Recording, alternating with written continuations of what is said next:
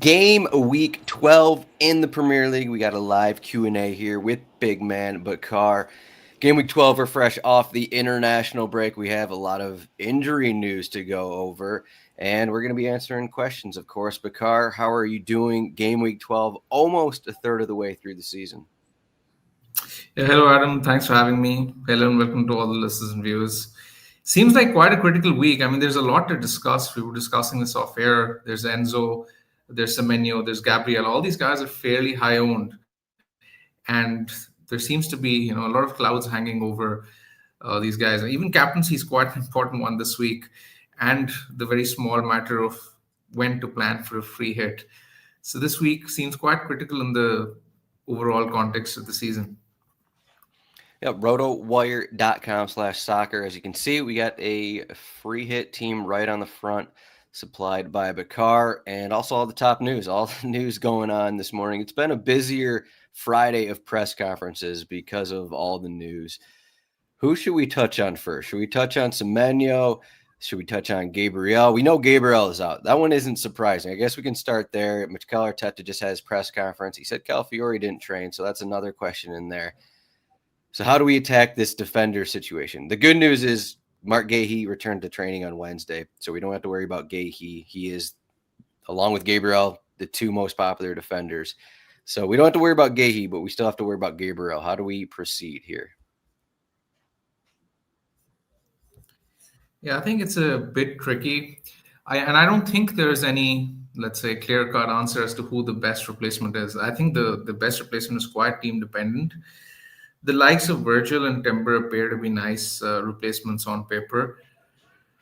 So when you look at Liverpool, for example, I'll begin with Virgil. Liverpool have a very good run of fixtures from now on in. So it's beginning with Forest at home this week, then it's West Ham away, Sunderland at home, and it carries on for an extended period of time. In fact, when you look at the next 4 game weeks, as you can see on the fixture difficulty ranker by RotoWire, in the next 4 fixtures, Nottingham Forest, West Ham, Sunderland, Leeds, Liverpool are ranked in the top 5 teams for bookmaker probability for clean sheets. So clearly there's some sort of potential for Liverpool that is expected to show some sort of defensive improvement, because Liverpool have looked all over the place defensively this season, let's face it. But what has gone under the radar is the fact that in all that chaos, Virgil has still done well for defensive contributions.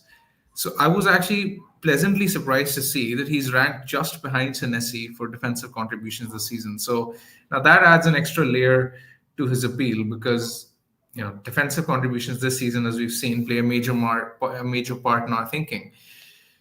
So given all that, and the fact that we're now heading into a congested schedule where we're going to have like games back and forth, including midweek fixtures in December, and Virgil has good security for minutes, I feel as if he could be a good option. And probably if you don't show me your team and if you ask me for a blanket best Gabriel replacement, I would probably slightly marginally lean towards Virgil because of the reasons I mentioned earlier. Virgil, it is. I saw someone posted on Twitter that even with all these positive fixtures, Liverpool still, over the next 5 game weeks, their clean sheet percentages, they never have a better clean sheet percentage than Arsenal over the next 5 game weeks. And Arsenal's schedule is a little different, of course, but I think that's just all built into Arsenal and how good their defense is. Are you giving any consideration to, Mosquera is going to be the likely Gabriel replacement, but Saliba, Timber, maybe not Calafiori with his injury. Any thought to any of the other Arsenal pieces? Gabriel as well. I mean, Hincapié could play. I'm not sure whether Mosquera would play all the games, because Hincapié is a good alternative as well. I mean, Timber is the obvious one from Arsenal, I think, if you're going for, because, he's shown attacking potential this season. In fact, when you look at the attacking metrics, he's only behind Munoz for XGI. He's clearly very attacking, and obviously Arsenal are an elite defense. The only slight issue in my head that I have with Timber is that he doesn't appear to be as secure or in the same bracket as Virgil for minutes. Now, I'm not sure whether you'll agree with this. I think Timber is nailed, don't get me wrong, but I won't be too surprised given the Champions League and given the midweek fixtures coming up if Timber was to sit a game out for Ben White. So that's the thing that's playing in my head. I think given equal minutes, I prefer Timber over Van Dijk, but I'm struggling to figure out their minutes in my head. That's where I'm at with Timber. Yeah, I think the difference, kind of what you said, Van Dijk he's not going to replace ever. Ben White is the replacement for Jurgen Timber. If you look at the Champions League games, Timber's probably going to start against Bayern Munich. That's one coming up next week. And their next game, Bruges, maybe. Chelsea. He's going to play Chelsea as well. Yep, sorry, I'm just mentioning the Champions League game, just these midweek games that have the possibility. So maybe the home game against Brentford coming up for Arsenal.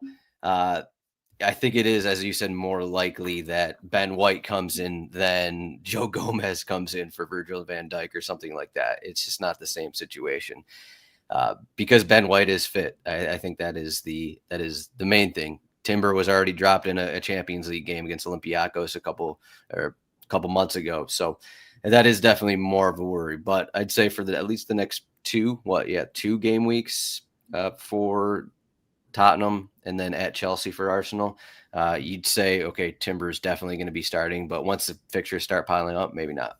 Let's get to a question here. Best 4.5 goalkeeper. I don't know if you have the list up here. I can read down for him if you want. We got Petrovic, Dubravka, Kelleher, Verbruggen, Perry, Areola, and I believe Sam Johnstone will be the last one there of relevance. I think it's a tricky one to pick. I think Dubravka should be in every team as the second keeper of choice because at 4 million, he's the cheapest starting keeper in the game and he allows for upgrades elsewhere in the squad. So I wouldn't look at him as the best 4.5 goalkeeper. I would look at him as the best second keeper to have. But as the first choice, it's actually quite tricky. I haven't given much thought to keepers this season because I've had Raya and I've just had him as a set and forget option for a while. And I assume that's been the case for pretty much a lot of us.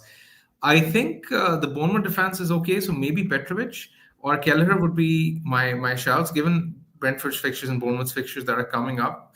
Brighton have kept 2 back-to-back clean sheets, but I still don't trust them defensively as much. I'd agree with that in terms of Verbruggen. What do you think? So Robin Reifs is 4.7. He's just above this threshold.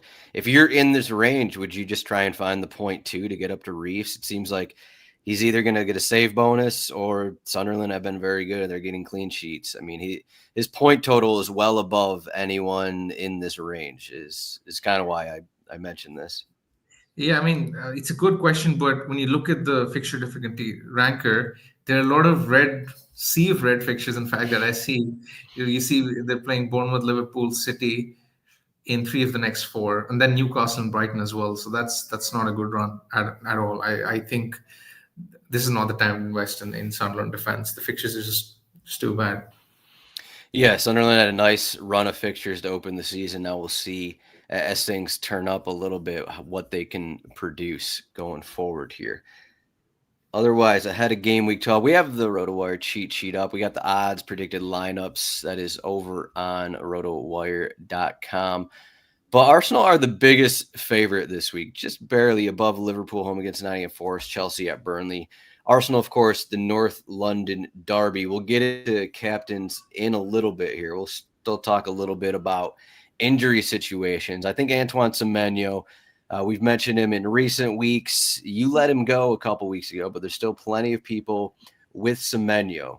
We got the iffy update from Iraola about Semenyo. It's been a week for Semenyo. He went off last Friday with ankle complaints. He went home and then he proposed to his girlfriend over last weekend, and apparently he hasn't been training. It's one of those touch and go situations, according to Andoni Iraola. According to him, personally, I think Semenyo is fine. Iraola said it's an ongoing ankle injury. He suffered well before the international break, so I think he's just going to play through it. I'm not too worried about it. But what is your suggestion here for people wondering what to do with Semenyo going into game week 12 and going forward? Yeah, I think I tend to agree with you when you say that it's probably a case of where he probably just come through. There was another further quote made by Areola today where he mentioned that if he comes through training unscathed, then they will make a decision. That gives me the information that he's probably going to train. In which case, you probably just hang on to him. Now the thing is that I sold him at a point where his fixtures were stiffening, but now he's now entering into a spell where Bournemouth are playing West Ham at home, then Sunderland away, and then Everton at home in the next 3 weeks. So if he starts, the upside is significant. And also, importantly, Clivert is missing out as well, which I think means that Semenyo should be on penalties again. Now, he missed one last week, but given the fact that his competitor for penalties is not on the field, should probably allow him to take the next one as well. Now, the thing is that I agree that Semenyo should start. What makes it tricky is the fact that I generally think there's a risk of a cameo as well, because it's that sort of situation where it's not exactly a 90 or 0. I think he could easily come on if, let's say, if he's deemed to be fit enough for the bench. And in which case, obviously, it could end up looking like a poor decision. But we tend to make decisions with the information that we have available before the deadline, not after it. So currently, I feel as if it makes a lot of sense to keep him, and I personally won't consider selling him. Yeah, you look at his game log here over on RotoWire. 90 in almost every game. In the one game he didn't go 90, it was 89 minutes. So basically he's going full matches pretty much all season. I think Uriel mentioned he suffered the ankle issue maybe around this. It was the one right before the break against Aston Villa. So if he did suffer it in this game, then he still played through it. I do think, you look at the Bournemouth bench, it is a little different than years past. I mean, Lee is getting some minutes, though Ben Gannon Doak picked up a hamstring injury himself over the break, though Enes Unal also returned from his injury. So they got guys who can come in, and if Semenyo doesn't look good or he doesn't look 100%, then yeah, maybe that is definitely something to worry about. But home against West Ham, Bournemouth are the fourth biggest favorite of game week 12. We have follow-up from the 4.5 goalkeeper question. Gakpo versus Cunha. I think this is an interesting one. Torn between the two. Gakpo. Okay, we got word. We haven't mentioned the Liverpool injuries. Connor Bradley's out. Florian Wirtz is out. So Cody Gakpo is going to move in there. Liverpool, second biggest favorite, highest implied goal total. There's Cunha. We know about his situation. His minutes will, no Sesko, his minutes will eventually keep going up because Mbeumo is going to be out for AFCON as well. Manchester United. Monday Night Football, home against Everton. They're the fifth biggest favorite. So what do you got? Gakpo versus Cunha? I think this is a very good question. And I feel as if I would probably side with Cunha because while Bradley is out for 3 weeks, Arne Slot had mentioned that Wirt's injury was not as significant. He's probably expected to return sooner. So I feel as if Gakpo might be a problem in a couple of weeks' time. I fully expect him to play the next 2, maybe even 3. But after that, he'll probably be a transfer. At Cunha, you can just keep him for a while just because of the reasons you mentioned earlier. Your fixtures for United are good as well. And his minutes for an extended period of time are just super nice. I mean, when you look at the midfielders currently, there are not too many midfielders that appeal outside of, let's say, Saka, Bruno, and Minte. So, for example, if you don't own Mbeumo, I think it's probably too late to buy him, given the fact that he's going to be gone in 3-4 weeks' time. Similarly, NDI's fixtures are stiffening. He's also going to the AFCON soon. It's obviously probably too late for Saad as well. So who do you buy? That's why people are looking at Gakpo and Cunha, right? And I completely get the question, and I think I would side with Cunha in the situation because he's just more of a long-term pick. Yeah, I'd agree with that. Also, we have Isak is healthy again, so there's been rumors of Isak and Ekitike starting for Liverpool, so that will add to the mix. And as Bakar said, Wirtz, he may be back for Champions League next week, so would side with Cunha there. Let's go on to the next one from Rasmus. Which two would you choose to transfer in? Mohamed Salah and Chris Richards, or Bukayo Saka and Virgil van Dijk, and some cash in the bank? Thinking of taking a punt on Salah just for a few weeks. That's a big punt there. So what do you got, Bakar? It's an interesting one. I think I would probably go with Saka and Virgil simply because of the fact that Saka and Holland will cover you well enough for captaincy in the weeks to come. You don't need to get Salah in. The obvious appeal with Salah is the captaincy, but given the fixtures and how they fall out, there will be weeks you'd want to captain Saka or Holland anyway. So, and obviously Virgil, I do feel is quite better than Richard. So that combo wins out for me, despite the fact that you will be on a free hit in game week 13. Adam, could you get the fixtures up on screen? Yeah, as we can see.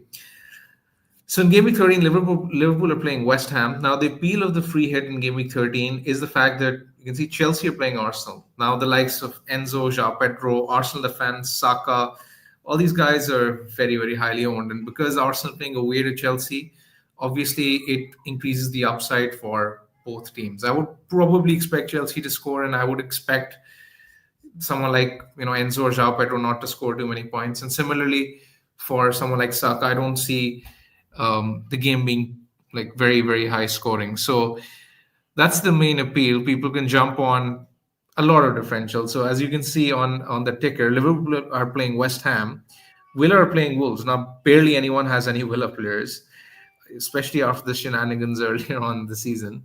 Then when you look at Brentford are playing at home to Burnley. So for someone without Thiago, there's genuine potential of doubling and tripling up on Brentford as well, given the fixture against Burnley. So the point is, long story short, that the team in Game Week 13 will end up looking quite a lot different to what it is right now or what it would be in Game Week 14.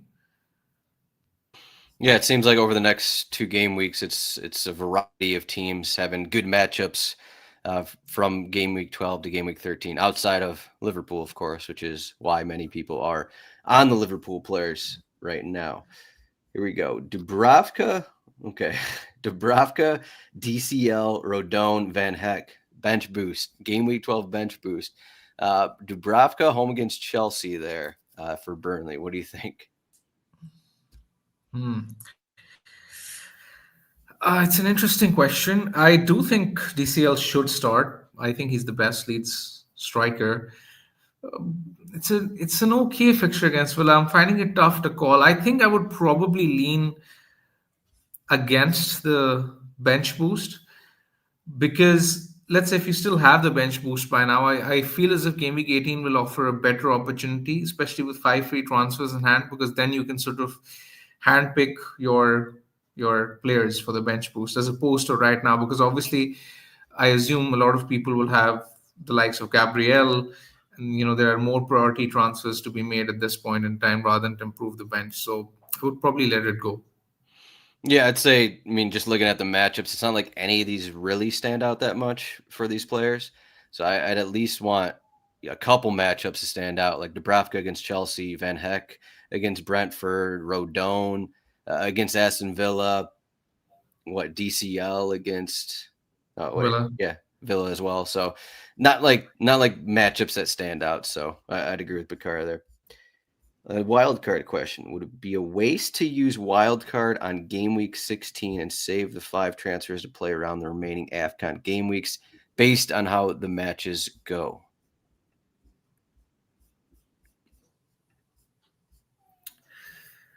I don't think so. I think there is a possibility of using a chip in game week 16. I think even free hit in 16, for example, could be viable. And then I actually emailed FPL to check, and I was actually informed that even if you end up using a chip in game week 16, whether that's the free hit or the wild card, you will be able to avail the 5 free transfers then in game week 17 as they would carry forward.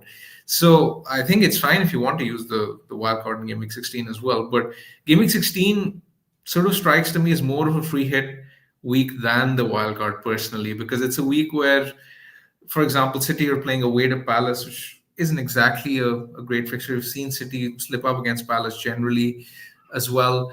While the likes of Arsenal assets, for example, they're already popular at home to Wolves. Like, long story short, I don't think your team in game week 16 will end up looking significantly different to what it is right now for it to be sort of worth it. Yeah, that makes sense. Liverpool or Arsenal will be the biggest favorite there, home against Wolves. Brentford are also home against Leeds, one of the better matchups. So nothing really that stands out too much. Liverpool home against Brighton there, and Manchester City are at Crystal Palace, as you mentioned.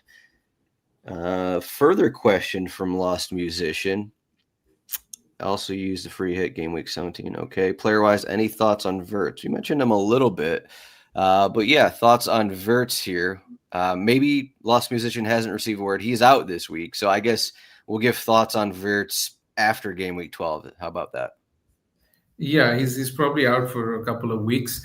I want to answer the question. Also, use the free hit in 17, 18. I think it's better if the free hit is used in 16 and if the wildcard is used in 18 or 19 to set yourself up for the weeks to come, because then obviously you won't have a chip available for a while. I assume you won't be sort of using the wildcard in 20, 21, 22 immediately after it becomes available. You'd probably want to hold it for the double game weeks later. So it's better that you wildcard closer to that period as opposed to before it. Agreed. We have that special game week 19 when all the chips reset. Game week 13. Okay, we're looking ahead one game week. Non-free hitters. What picks make sense to limit damage? Has Enzo, no Saka, Raya, Gabriel, It's also an have interesting question. Thiago. Go for it. Yeah, so game week 13, I think a lot of the free hitters will be bringing in, Thiago, you say already have him. Villa will be popular. I assume maybe a defender, maybe someone like Rogers. I think City will be the biggest differential. So the thing is that there's an outside chance you get leaks before the deadline as well, because City are playing earlier. So if there's any sort of league that, for example, Foden is starting, then pretty much every free hitter will have Foden, because City at home to Leeds is a fixture you would want to target. And not a lot of people have any City assets outside of Haaland currently. So that's going to be another differential where people can go double City. Similarly, they can go with, let's say, Liverpool assets. I think I'll probably go with, let's say, someone like a Gakpo maybe, with the news of Wirtz being injured. And apart from that, I think these are the main ones that people would look at. With the likes of Dango, I think would be popular. Maybe Damsgaard, Sharda, all these guys as differentials. But I don't exactly see them as being very, very upside to like limit damage. The ones to limit damage are actually the City guys and Thiago, and maybe even someone like a Gakpo if you're looking at rank damage. Moving on to game week 12. 2 free transfers, Semenyo and DCL, Cunha and Thiago, then bench boost with Thiago instead of DCL. This is a follow-up question from Assad, who asked about the bench boost earlier. So he would change the players in his bench boost. So what, Brentford are at Brighton? Not sure that changes much for me, but what do you think, Bakar? Yeah, I mean, I think I would keep Semenyo. Even if you have 2 free transfers, I would keep him. I think DCL should start as well. So I don't think selling Semenyo and DCL to Cunha and Thiago are transfers that I would advocate for. Yeah, I mean, Semenyo home against West Ham. I don't think this is a week where you want to sell him. Is even with the injury situation. I think we're both on it. I feel like if Semenyo's in the squad, he's going to start. He's not going to come in from the bench. I think I don't know. That's seems like a certainty worst almost. Scenario, Adam. Worst case scenario, he has like 70-75% ownership. So, I mean, pretty much everyone owns him anyway. So even if he gets like a cameo, it's not as if you will suffer big rank damage or anything. Right. Next question. I'm going with Cunha. Do you think I should sell Enzo or Sar? Does that move make sense, or should I keep Enzo for one more game week? Well, Chelsea are against Burnley.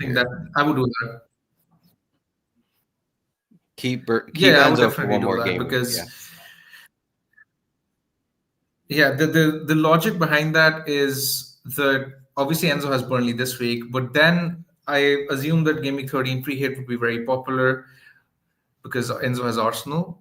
And then in game week 14, that now comes after a spell of back-to-back games for Chelsea. Now, game week 14 against Leeds is a fixture I have potentially earmarked for rotation for Chelsea. And we've seen Enzo Maresca rotate in the past. I will not be surprised to see Enzo miss out in game week 14. So do that transfer Enzo to Cunha in game week 14 and leave Enzo this week would be my advice. Enzo Maresca is a big rotation manager. We saw it last season in Europa Conference League, but also next week they play Barcelona. I think that has to be taken into account. So it's going to be Barcelona and then Arsenal. Yeah, Barcelona and then Arsenal and then a trip to Leeds in midweek. So agree with Bakar there that we could see some rotation in that game. If using the triple captain on Semenyo for game week 12 too risky, all right, this is what we're talking about. No chance. It's too risky for sure. I mean, there is a genuine risk of a cameo. Had there, he's not exactly the sort of guy who will get 0 or 90. There is a chance that he gets like 20. That's the risk, and then you just end up blowing your triple captaincy for no reason at all. Yeah, just go for it all, I guess. Go for it all. Have 3.4 million in the bank. Thinking of doing Paqueta to Bruno for free. Already have Mbomo, or Paqueta to Saka and Gabriel to a cheaper defender. Semenyo, for free. Easy. Yeah, that one's easy for free. Semenyo out. Could do follow up on this. Could do Bruno and Timber for a -4 for Paqueta and Gabriel too. I think utilize your bench, play the bench defender this week rather than taking the -4. That's what I would say.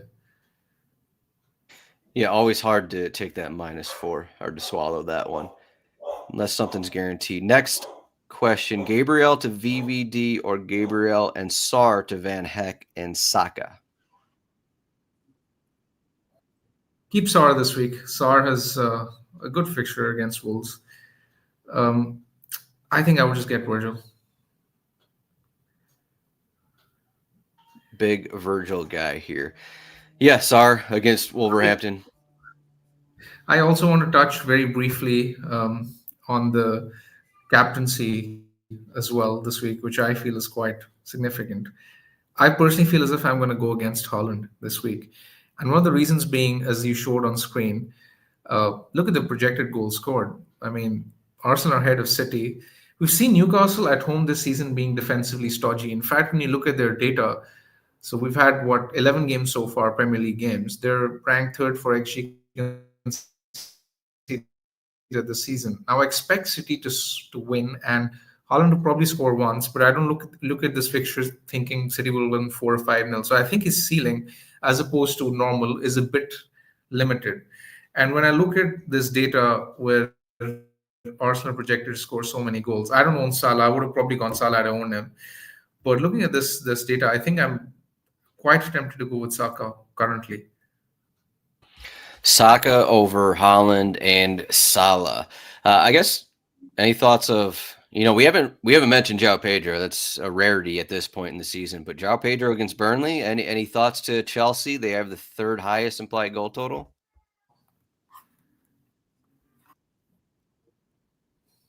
You can't do it. I don't think I would go João Pedro because I don't think he's on pens. I don't think he's on pens, and I mean, he still doesn't strike to me as the kind of player who's going to score week in, week out.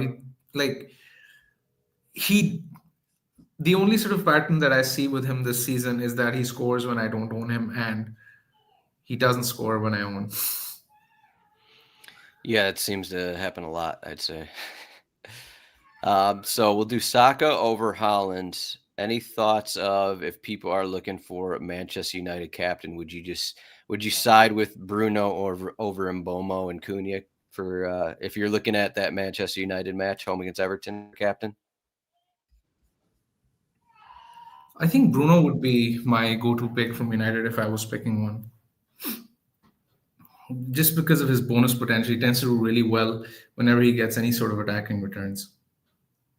We got one last question here. Mateta and Cunha. Do not sell Mateta. This is easy. Yeah. Now we're moving off Mateta. I mean, Mateta is against Wolverhampton here. I don't know if we want to go that far to Ekitike or Isak and Gakpo. That's just too heavy Liverpool here when there's no reason to sell Mateta here. So now we're just getting too creative, I think. I think you just want to – I think mainly you don't want to sell players who have good matchups. In a game week, there's no reason to do it. I think that's kind of the main takeaway here. And Crystal Palace against Wolverhampton isn't one of those bad matchups. So I think that's all we got here. selling him. Yeah. You got anything else here, Bakar, for game I think we've week covered 12? everything in detail. I think next week will be a fun one with a lot of us on Free Hit. Free Hit game week 13. That's all we got for game week 12. Our Q&A. Any further questions? We got a bunch of articles up on RotoWire. We got a couple over from Bakar. He's got a free hit team. If you want to do that free hit in game week 12, we got that article up. And also he has one looking ahead to upcoming fixtures. And of course, I got my rankings that rank all 220 projected starters. But thank you, Bakar. Thank you, everyone, for the questions. Thank you, everyone, for joining in. Yeah, we'll see everyone next week.